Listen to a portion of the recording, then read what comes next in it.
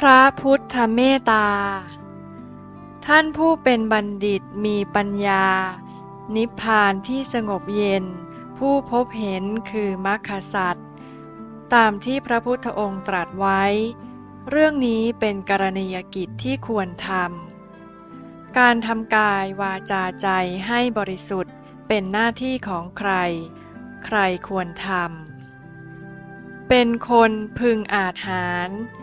กายวาจาดีจิตเลอเลิศบริสุทธิ์ใจนำพาว่าง่ายกายจิตอ่อนโยนมานะลดหดหายสมบัติไม่สะสม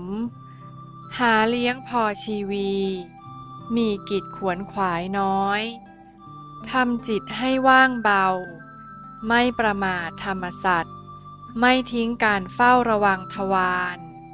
ปัญญาน้อยให้เพิ่มใจไม่พัวพันสกุลทุจริตคือสิ่งที่บัณฑิตตำหนิแม้เล็กน้อยก็ไม่ทำรวมเป็นพรหมธรรม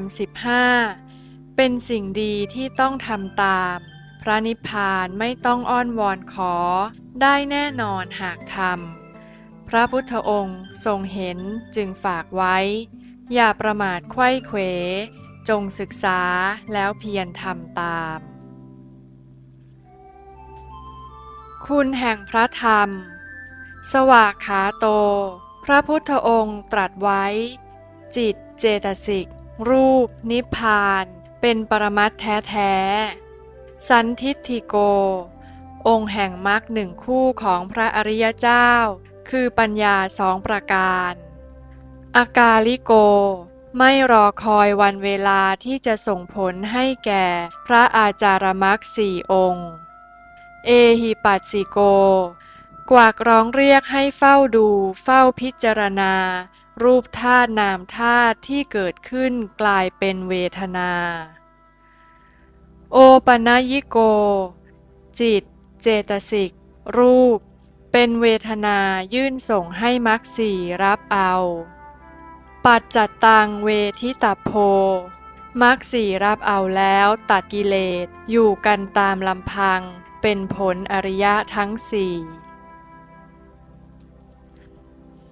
คุณแห่งพระสงฆ์สุปฏิปันโน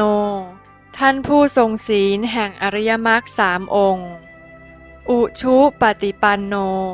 ใจสงบเย็นด้วยมรรคอาจาระ3อย่างญายะปฏิปันโนปัญญาอาจารมรรค2อย่างเฝ้าดูเฝ้าพิจารณาสามีจิปฏิปันโนมรรคสี่เกิดขึ้นมาตัดกิเลสให้แล้วรับเสวยผลทั้งสี่อาหูเนยโยปาหูเนยโยทักขิเนยโย